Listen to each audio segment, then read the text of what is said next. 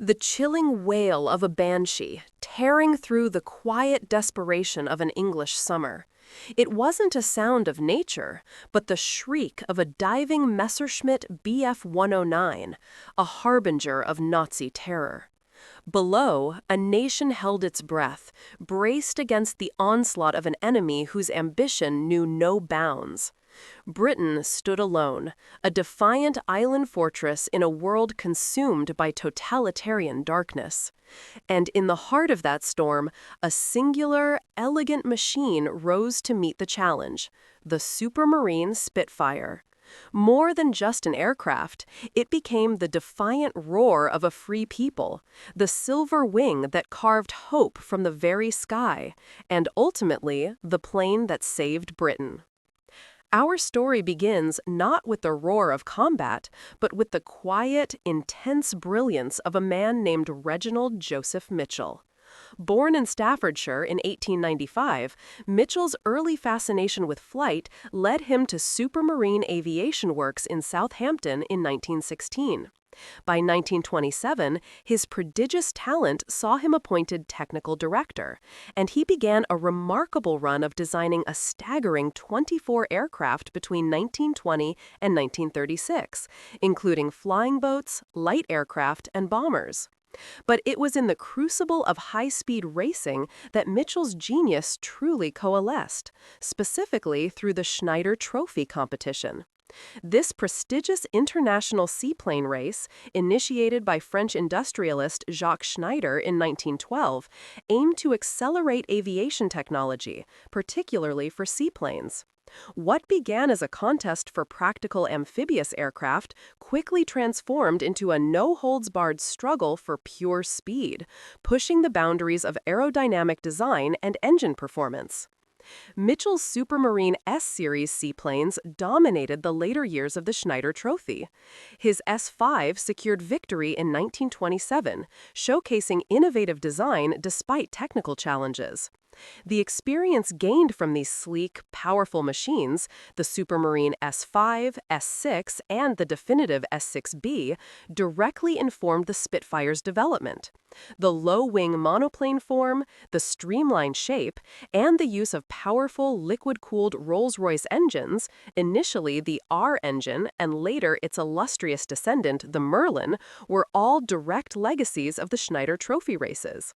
Indeed, the S6B, a gleaming marvel of aerodynamic perfection, not only triumphed in 1931, permanently claiming the trophy for Britain, but also shattered the world airspeed record, proving Mitchell's mastery over air and motion. It was this relentless pursuit of perfection in high-speed design that would lay the foundational DNA for what was to come. In 1931, as the shadow of war began to lengthen across Europe, the British Air Ministry issued Specification F730, a call for a modern fighter to replace the biplanes of the era. The requirement was demanding: a modern, all-metal, four-gun fighter capable of 250 miles per hour. Mitchell's initial response, the Supermarine Type 224, was, by all accounts, a disappointment. An open-cockpit monoplane with bulky gull wings and a fixed undercarriage powered by a Rolls-Royce Goshawk engine. It was considered clunky and underwhelming, nicknamed Spitfire by the Vickers Supermarine managing director, though not in an endearing way. Despite this setback, Mitchell and his team, undeterred, immediately embarked on a new, more radical project, the Type 300. This new design, though initially rejected by the Air Ministry, would undergo a relentless process of modification and refinement. Mitchell refined the Type 224's design, incorporating a shorter, thinner wing and a retractable undercarriage. Crucially, he embraced the newly developed Rolls-Royce PV12 V12 engine, soon to be christened the Merlin.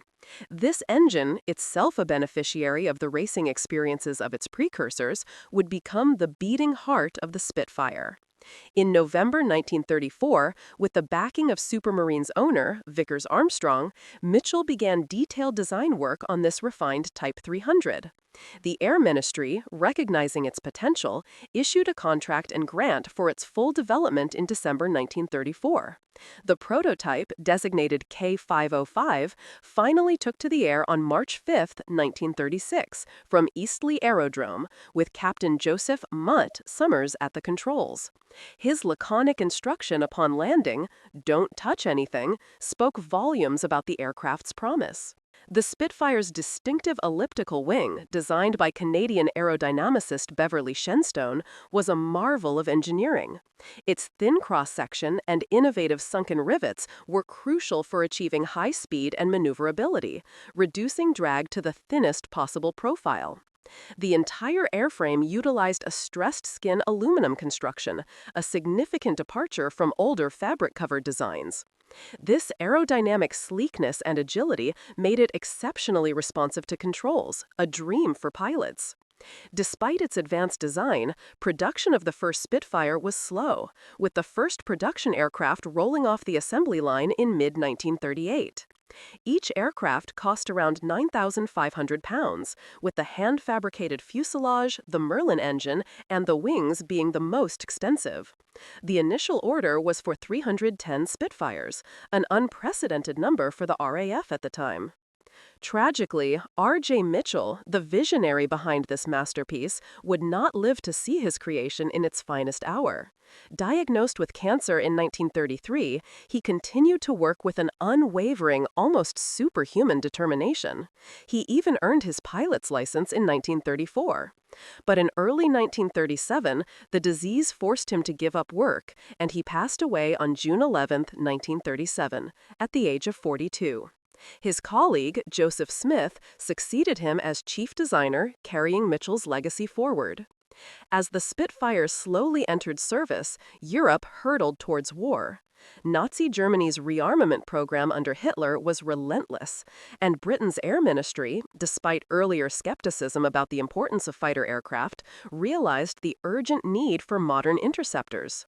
While the Spitfire was being developed, its stablemate, the Hawker Hurricane, also powered by the Merlin engine, was already in production. The Hurricane, a simpler and more conventional design, could be mass-produced more quickly, and indeed, it formed the numerical backbone of fighter command in the early days of the war. But the Spitfire, with its superior performance at high altitudes and its exceptional maneuverability, was seen as the thoroughbred. The year 1940 arrived, bringing with it the darkest hour for Britain. The fall of France in May and June left the United Kingdom isolated, facing the full might of the Luftwaffe.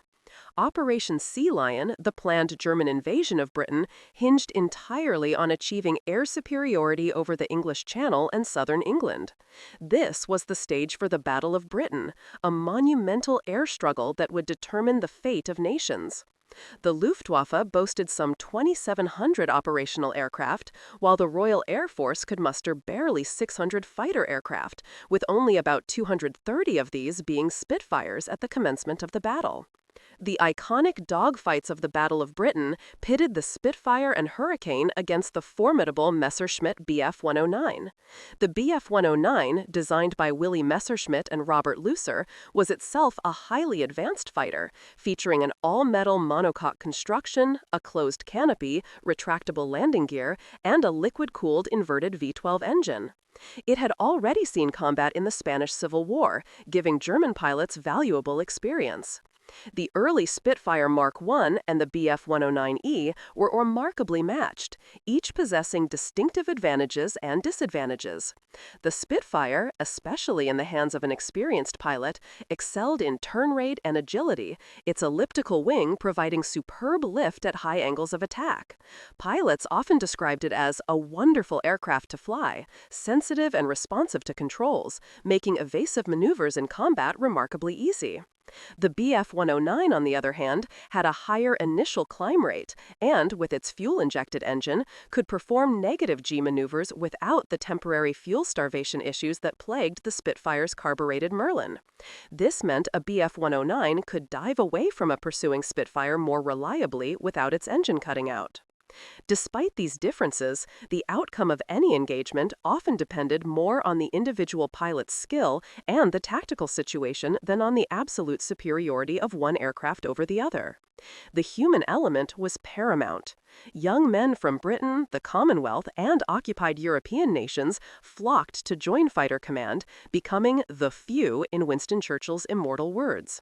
These pilots, many barely out of their teens, faced grueling combat day after day, flying multiple sorties, often returning to refuel and rearm before scrambling again. Consider the story of Flight Lieutenant James Ginger Lacey, one of the highest-scoring Allied aces of the Battle of Britain. A tenacious and aggressive pilot, Lacey survived being shot down multiple times, always returning to the fight. He exemplified the resilience and sheer courage of Spitfire pilots. Or Sergeant Pilot Joseph František, a Czech émigré flying with No. 303 Polish Fighter Squadron, who became the top-scoring non-British pilot in the battle, known for his unconventional, highly effective tactics. These personal narratives underscore that while the Spitfire was a magnificent machine, it was the spirit and sacrifice of the men who flew it that even after the war, the Spitfire continued in service with numerous air forces around the world, some remaining operational into the late 1950s and even early 1960s.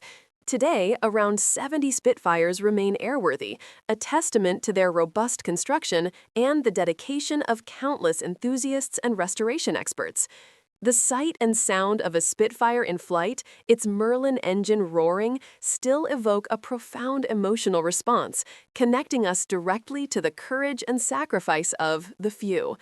The Spitfire was more than just a machine. It was the embodiment of a nation's resolve. It was the collective genius of R.J. Mitchell and his team, the tireless work of factory employees who built over 20,000 of them, the ingenuity of ground crews, and the unparalleled bravery of the pilots who strapped themselves into its cockpit day after day to defend their homeland. Its story is a powerful reminder that in the face of overwhelming odds, innovation, determination, and the human spirit can indeed alter the course of history. As we reflect on the Spitfire's incredible journey from a designer's dream born of racing prowess to the savior of a nation, consider the lessons it offers. It speaks to the power of perseverance, the vital role of design evolution, and the extraordinary impact a dedicated few can have on the many. What challenges do we face today that demand such ingenuity, such courage, and such unwavering resolve? How might we, in our own lives and communities, embody the spirit of the Spitfire, rising to meet the defining moments of our time? The roar of a Merlin engine, though distant, continues to echo, a potent call to action, reminding us that freedom is never given, but always earned and forever defended. Its silhouette against the endless sky remains a timeless symbol of hope, a poignant reminder of the plane that truly saved Britain.